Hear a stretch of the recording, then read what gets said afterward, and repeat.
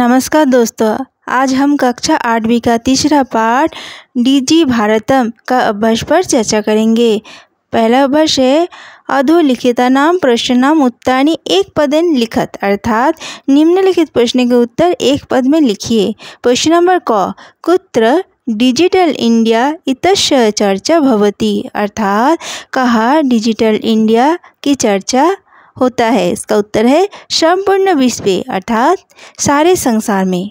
प्रश्न नंबर ख, केन सह मानवस्य आवश्यकता परिवर्तते, अर्थात किसके साथ मनुष्य का आवश्यकता बदलते हैं। इसका उत्तर है काल परिवर्तनेन, अर्थात समय के बदलने से।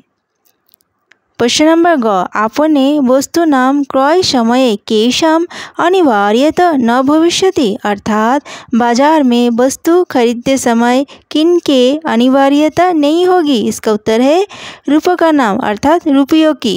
प्रश्न नंबर 2, अधोलिखितान् प्रश्नान् पूर्ण वाक्येन उत्तरत, अर्थात निम्नलिखित प्रश्न के उत्तर पूर्ण वाक्य में दीजिए।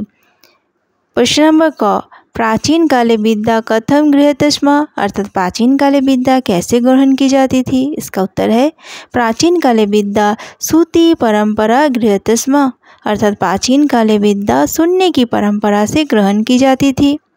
प्रश्न नंबर ख, वृक्षाणां कर्तनं कथम न्यूनतां यशति, अर्थात पेड़ की कटाई कैसे कम होगा। इसका उत्तर है वृक्षाणां कर्तनं संगणकस्य अधिकाधिक प्रयोगेन न्यूनतां यशति, अर्थात पेड़ की कटाई कंप्यूटर के अधिकाधिक प्रयोग से कम होगा। प्रश्न नंबर ग, चिकित्सालये कस्य आवश्यकता अद्य नानुभूयते, अर्थात अस्पताल में किसकी आवश्यकता का अनुभूति आज नहीं होता है। इसका उत्तर है चिकित्सालये रूपकानां आवश्यकता अद्य नानुभूयते, अर्थात अस्पताल में रुपया की आवश्यकता का अनुभूति नहीं होता है। प्रश्न नंबर घ, वयम कस्यां दिशि अग्रेसराम, अर्थात हम किस दिशा में आगे बढ़ रहे हैं। इसका उत्तर है वयम डिजि भारतम इति दिशि अग्रेसराम, अर्थात हम डिजिटल भारत इस दिशा में आगे बढ़ रहे हैं। प्रश्न नंबर उंग, वस्त्रपुटके केषां आवश्यकता न भविष्यति, अर्थात जेब में किन की आवश्यकता नहीं होगा। इसका उत्तर है वस्त्रपुटके रूपकानां आवश्यकता न भविष्यति, अर्थात जेब में रुपयों की आवश्यकता नहीं होगा। प्रश्न नंबर घ, कस्मिन् उद्योगे वृक्ष उपयुज्यन्ते, अर्थात किसके उद्योग में पेड़ के उपयोग होते हैं। इसका उत्तर है कर्गोद्योगे, अर्थात कागज के उद्योग में।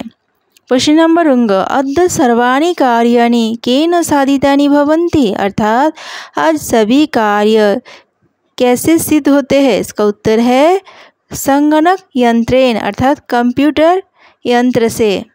3, रेखांकित पदान्यधिकृत्य प्रश्न निर्माणं कुरुत, अर्थात रेखांकित पदों के आधार पर प्रश्न निर्माण कीजिए। प्रश्न नंबर क, भोजपत्रोपरि लेखनम आरब्धम, अर्थात भोजपत्र के ऊपर लिखना शुरू हुआ। तो प्रश्न क्या बनेगा, भोजपत्र के ऊपर क्या शुरू हुआ, तो क्या को कहते हैं किम। तो प्रश्न बनेगा भोजपत्रोपरि किम आरब्धम। प्रश्न नंबर ख, लेखनार्थम कर्गदस्य आवश्यकताया अनुभूति न भविष्यति, अर्थात लिखने के लिए कागज का आवश्यकता का अनुभूति नहीं होगा। तो प्रश्न क्या बनेगा, लिखने के लिए किसकी आवश्यकता का अनुभूति नहीं होगा, तो किसकी को कहते हैं कस्य। तो प्रश्न बनेगा लेखनार्थम कस्य आवश्यकताया अनुभूति न भविष्यति। प्रश्न नंबर ग, विश्राम गृहेषु कक्षम सुनिश्चितम भवेत्, अर्थात गेस्ट हाउस में कमरा सुनिश्चित हो।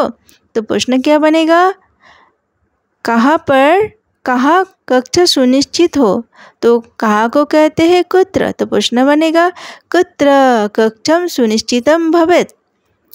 प्रश्न नंबर घ, सर्वाणि पत्राणि चल दूरभाष यंत्रे सुरक्षितानि भवन्ति, अर्थात सभी टिकट मोबाइल यंत्र में सुरक्षित होंगे।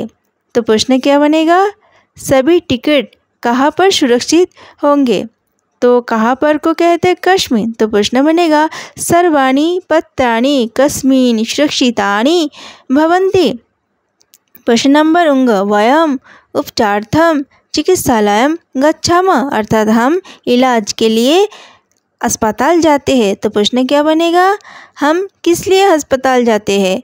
तो किस लिए को कहते हैं किमर्थम। तो प्रश्न बनेगा वयम किमर्थम चिकित्सालयम गच्छामः। प्रश्न नंबर 4, उदाहरण मनुष्यतः विशेषण विशेष्य मेलनम कुरुत अर्थात उदाहरण के अनुसार विशेषण और विशेष्य का मेल कीजिए।